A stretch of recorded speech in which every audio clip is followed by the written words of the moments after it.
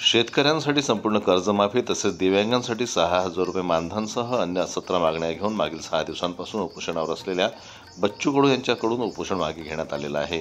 नुकताच बच्चू कडूंच्या ट्विटर अकाउंटवरून आंदोलन स्थगितीची घोषणा करण्यात आली। या घोषणेनंतर त्यांच्या समर्थनार्थ राज्यभर उठलेले आंदोलनाचे वादळ देखील तात्पुरते शांत झालेले आहे। राम ठाकरे नावाची आत्महत्या झाली ज्या दिवशी मी पहिल्यांदा उपोषणाला बसलो आणि राम ठाकरेची आत्महत्या झाली। राम मंदिर बांधून तुम्ही जे पुण्य कमावलं ते राम ठाकरेच्या आमच्या 37 वर्षाच्या बियाणाले पैसे नव्हते। 3700 रुपयामध्ये आमचं सोयाबीन विकावं लागलं। 7,000 रुपये भाव होते तुरीले, 6,000 विकावं लागतं। कुठं सरकार तोंड मारत नाही याचं खरं वाईट वाटतं। मग राम ठाकरेची आत्महत्या प्रभू रामचंद्राच्या नावानं असणाऱ्या रामचंद्र ठाकरेच्या आत्महत्याचं पाप फेडणार कसं? हे फेडता आलं पाहिजे। उद्या जे आम्ही तुम्हाला मानतोय पण हे वर्ग बरेच दूर राहिलेले आहे। एमआरजीच्या मजुराले, काम करणाऱ्या मजुराले 6-6 महिने मजुरी भेटत नाही। तुमच्या आमचे पगार 5 तारखेच्या आत होतं। लाज वाटायला पाहिजे, या गोष्टीची शरम वाटायला पाहिजे। गावातला शेतमजूर आहे त्याला साप चावलं तर पैसे भेटत नाही आणि शेतकऱ्याला मात्र पैसे भेटतं साप चावल्यावर, ते लवकर भेटत नाही। एका गावात मजूर शेतात काम करतोय आणि शेतकरी काम त्या याच्यात करतोय शेतात। काय तुझा भाव आहे? काय ह्या योजना पूर्ण केल्या नाही पाहिजे? पण आमचे मुद्दे सावंत साहेब अतिशय शेवटचा घटक गरीब आहे। मेंढपाळ लोक बिचारे ते सगळे फिरत राहतं। मेंढपाळ लोक, तो आमचा अर्जुन बसला इथे उपोषणाला, त्यांना जमीन नाही आहे आणि चाऱ्याला जून जुलै ऑगस्ट पर्यंत 3 महिने पाऊस असतो आणि चाऱ्याला काहीच नसते। त्याला फक्त ई क्लास असेल, फॉरेस्टची जागा असेल, ते काय मेंढर वरचं खातं, खालचं खात नाही, झाडाच्या वरचं तोडतात। तेवढं जरी केलं असतं तर त्यांचं पोट भरलं असतं। आम्हाला सांगायचंय जोडधंदा करा, मग कलेक्टरला जोडधंदा द्या, एखादा 2-3 मशिद्या बांधून यांच्या इथं, काय हरकत आहे? एवढा पगार कमी करा। विधवा भगिनी येऊन गेल्या त्यांना 1500 भेटतं, संजय गांधीचेच लाभार्थी आहे। आणि म्हणून ही लढाई मित्र तुम्ही सगळ्यांनी म्हणतो वाटते हा बच्चू कडूचं यश नाही आहे। आम्ही प्रचंड यश महाराष्ट्रामध्ये जे उणीव होती, शेतकरी एकत्र, मजूर एकत्र, दिव्यांग एकत्र येण्याची, ते उणीव या आंदोलनानं भरून काढली। लक्षात ठेवा, भरून काढलेली आहे। हे मोठं यश आहे। सरकार येईन नाही त्याचं कर्तव्य बजावन नाही बजावन, ये आजी ते 65 वर्षाची आहे, तिचं शुगर आहे 450, तरी ते इकून समोर बस इथं, हे घे रे, हे काय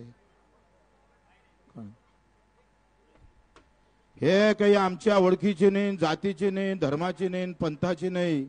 कुठून आली बिचारी, तिला माहीत झालं म्हणे तू बसतो तर तू थांबून जावे, मी उपोषणाला बसतो म्हणे। आजीसाठी टाळ्या वाजवा एकदा। आमचे हे पुण्यावरून आले, कडू आहे, गणेशकर आहे, गणेश निंबाळकर आहे, दुधाने आहे, बके 3-4-50 आमचे हे आहे। सगळ्यांना प्रचंड मेहनत घेतली। शेतकरी मजुराची लढाई कठीण असतं लढणं, कारण त्याला धर्म आणि जात जिटकली नसतं। आणि म्हणून ही लढाई अधिक मजबूत करण्याच्या उद्देशातून आपण 4 आंदोलन केले आणि हे 5वं आंदोलन आहे। आतापर्यंत एकूण ज्या मागण्या केलेल्या आहे, जे काही लिहून आणलेलं आहे, थोडं बाई थांब थोडं, तिला वरते घेऊन येते, याच्यावर बसव, ह्या स्टेजवर बसव, नाही इथं बसव, त्याला उचलून इथं बसव, थोडं थांब मावले, त्यांना जायचं आहे।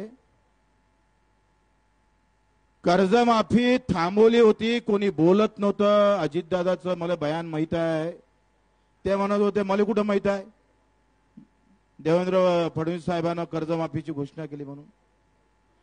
पण आज अजितदादा बोलले पुण्याला, दिव्यांगाने तिथे आंदोलन केलं आणि अजितदादांना तिथं सांगितलं का कर्जमाफी आम्ही आता हा मुद्दा ऐरणीवर घेतला आहे, म्हणजे आपल्या आंदोलनानं बोलकं केलाय, लक्षात घ्या.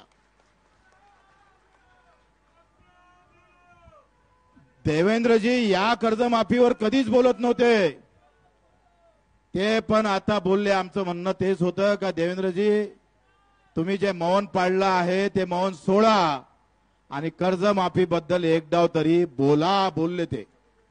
लक्षात घ्या, याच्यात हा किचकट विषय मला माहित आहे का. कर्जमाफी म्हणजे सरसगट सगळ्यांना कर्जमाफी करा, किती पैसे लागते, काय लागते, कोणाला माफ करायचं, कोणाला नाही करायचं, किती माफ करायचं, आणि विशेषतः ज्यानं कर्ज भरलं त्याचा पण विषय आहे. आणि मागच्या 2 कर्जमाफी झाल्या त्याच्यातले काही लोक सुटलेले आहेत, ते विषय घ्यावं लागेल. त्याच्यानं किती लोक सुटले हा सगळा विषय काही 1-2 दिवसाचा नाहीये, तुम्हाला माहित आहे. आपण 90% कर्जमाफीमध्ये यश मिळवलेलं आहे बऱ्यापैकी. दिव्यांगाच्या बाबतीत असं एकूण 25 मागण्यापैकी आपल्या 5 मागण्या राहिल्या, आपण 20 मागण्या पूर्ण केल्या आंदोलनातून. सगळ्यात मोठं यश आहे 20 मागण्या. आणि मग आता कर्जमाफीचा एवढा विषय, कारण दिव्यांगांना मानधन ते 30 जूनला वाढवणार आहे. कर्जमाफीचा विषय आहे ते. मला एक गोष्ट थोडा डोक्यात आहे का बा तुम्ही तारीख कोण नाही सांगत.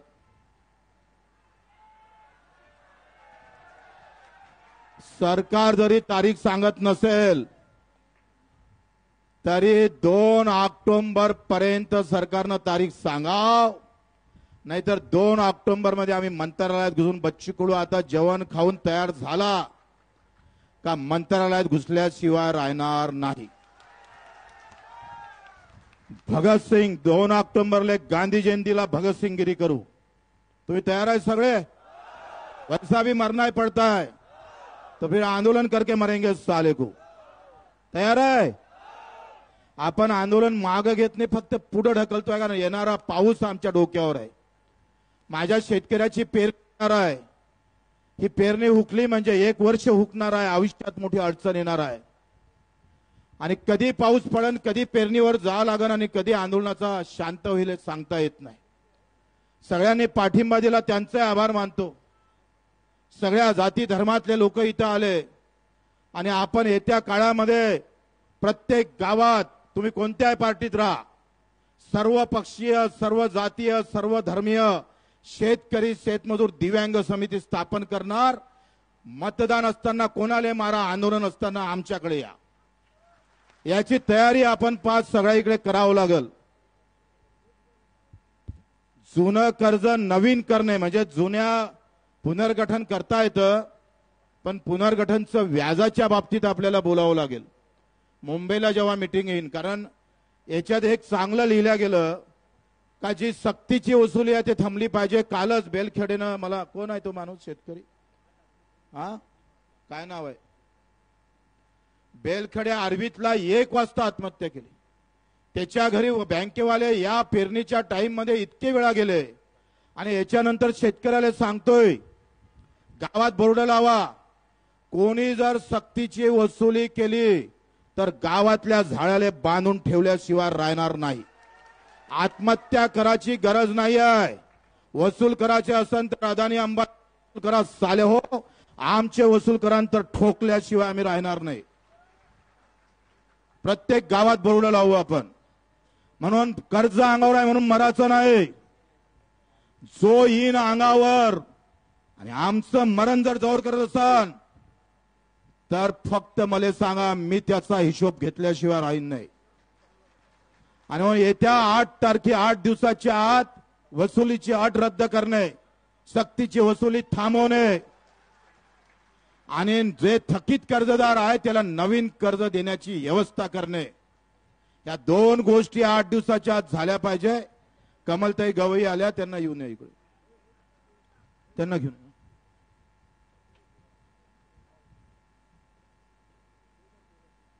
बेघर विषय घरकुलांचा मी सभागृहात बोलत होतोय का शहरातल्या लोकांना 2.5 लाखाचं घर आणि गावातल्या लोकांना 1.25 लाखाचं घर. आपल्या आंदोलनात हे झालं, आणि हे घर आता 2 लाखापर्यंत भेटणार आहे गावातल्या लोकांना सुद्धा. हे सगळी तुमची कमाई आहे. आणि ज्यांना जमिनी अतिक्रमणमध्ये आहे, ज्यांचं अतिक्रमणमध्ये आहे पण घर बांधत नावानं होत नाही, तोही विषय आम्ही सगळं मांडलेला आहे. त्यालाही पण व्यवस्थित न्याय भेटन. मच्छीमार, दूध व्यवसायाच्या बाबतीत, कांद्याच्या बाबतीत, ऊसाच्या बाबतीत आणि फळ, आंबा असेल, संत्रा असणार, द्राक्ष असेल, केळी असेल, जे काही फळबाग आहे त्यावरही पेरणी ते MRHS मधून 3+5 ची योजना त्यालाही मंजुरात आमचे भरत गोगाल यांना मान्य केलेलं आहे. आता विषय असा आहे का माझी तब्येत काही फार चांगली नाही. मी बोलून राहिलो होशात, पण पोटात किती दुखते मला माहित. बऱ्याच कार्यकर्त्यांना मेसेज केला, बच्चू भाऊ तुम्ही जर आंदोलन सोडलं नाही, आज अन्नत्याग जर सोडलं नाही तर आम्ही कुटुंबासहित आत्महत्या केल्याशिवाय राहणार नाही. त्यांचं म्हणणं बरोबर आहे का, तुम्ही नसाल तर मग काय फायदा आहे, कर्जमाफी काय फायद्याची आमच्या. म्हणून अशा सगळ्या कार्यकर्त्यांनी किमान 200-300 मेसेज माझ्या मोबाईलवरून पडलेले आहे. मी दुधा मनस्थितीत आहे, त्याला समजून सांगण्याचा प्रयत्न करतो.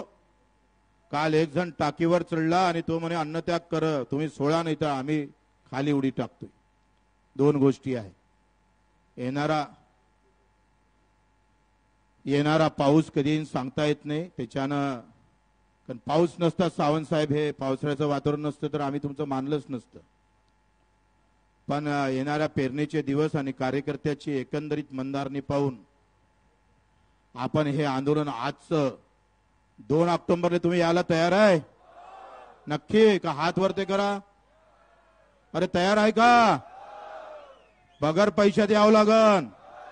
आता एकाच्या लोकांना अधिक 100-200 आणावं लागल.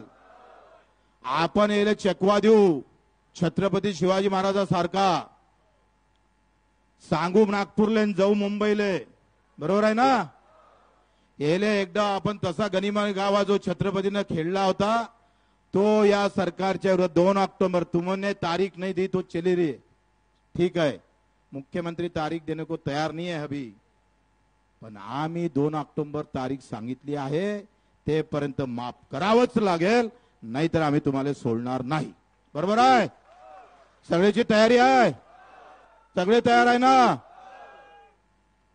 आता आपण आज हे अन्न त्यागाचं आंदोलन आपण सगळ्यांना इथे खूप कधी काल तर तो आवारे थोडशाना वाचला नाही तर गेला असता वरते. हे कार्यकर्त्याचाही मी काही अंत पाहू शकत नाही आणि ते माल्याशिवाय उठाले तयार नाही. तिथे हे आजी तर ऐकतच नव्हती. ही म्हणे का मी आता जो दवाखान्यात नेलाय तो मोहम्मद रिजवान आहे. सगळ्या धर्मातले लोक बसले, सर्व जातीचे लोक बसले आहे. खरं तर हे आंदोलनाला यश ना भाऊ बच्चू कडूच्या 7 दिवसाचं उपोषण नाही. तुम्ही जे इथं आले आणि समर्थन दिलं ना, तुमचं खरं यश आहे, आमचं यश नाही आहे, तुमचं यश आहे.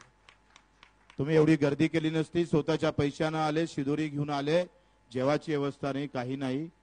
आणि प्रत्येक गावातून सगळ्या पक्षातले लोक एकत्र आले. असेच एकत्र राहा. मी पूर्ण महाराष्ट्रभर फिरणार आहोत. या ऑक्टोबर पर्यंत प्रत्येक तालुक्यात महाराष्ट्रात मी येणार आहोत. अधिक आंदोलन मजबूत करू, अधिक ताकदवर करू. हाय त्याच्यापेक्षा अधिक कसं मोठं होते होईल. कोणत्याही पक्षात राहा, कोणत्याही धर्माचा मान सन्मान करा, पण शेतकरी शेतमजूर एकत्र आल्याशिवाय राहणार नाही. बरोबर आहे? सगळे तयार आहे? आणि म्हणून आता आपण सगळ्यांनी, सगळ्या मला कार्यकर्त्यांनी खूप आग्रह केला. नंतर मी 16 तारखेपासून पाणी त्यागणार होतो आणि पाणी त्यागल्याशिवाय सरकार मानत नव्हतं. लक्षात घ्या. बरेच डॉक्टरांनी मला सल्ला दिला का पाणी त्यागलं तर पहिलेच तुमच्या लिव्हरचा प्रॉब्लेम होणं सुरू झालेला आहे. उद्या कदाचित भरती व्हावं लागेल. आणि अशा वेळेस सगळ्या गोष्टी पाहून आपण तूर्त हे आंदोलन मागे घेऊन 2 ऑक्टोबरला याची पुन्हा सुरुवात करू जमदारपणे, ताकदने. सगळ्याची तयारी आहे ना?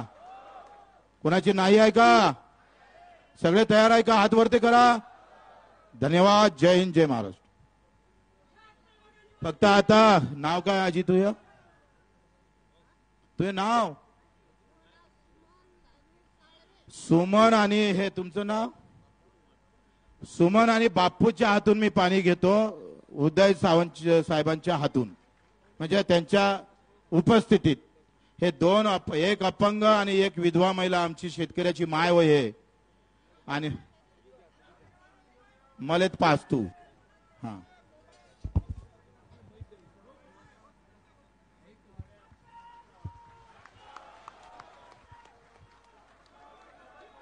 क्या बात, धन्यवाद धन्यवाद.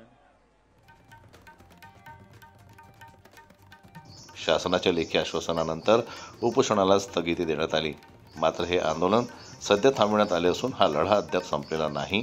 मागण्या पूर्ण न झाल्यास 2 ऑक्टोबर रोजी गांधी जयंतीच्या दिवशीच क्रांतीची ज्वाला भडकून अगदी भगतसिंगीकडे मंत्रालयाला धडक देण्याचा इशारा देखील यावेळी देण्यात आला. 6 दिवसांपासून सुरू असलेल्या बच्चू कडूंच्या या उपोषणानं संपूर्ण महाराष्ट्रात चांगलाच पेट घेतला होता. परंतु याच दरम्यान त्यांची प्रकृती बरीच खालावली. त्यातही शासनाने त्वरित दखल न घेतल्यामुळे त्यांचे समर्थक चांगलेच आक्रमक झाल्याचे चित्र राज्यातील विविध जिल्ह्यातून समोर आलंय. जनमत लाईव्ह न्यूज करता मोर्शीहून सोमेश्वर शहाणे यांची रिपोर्ट.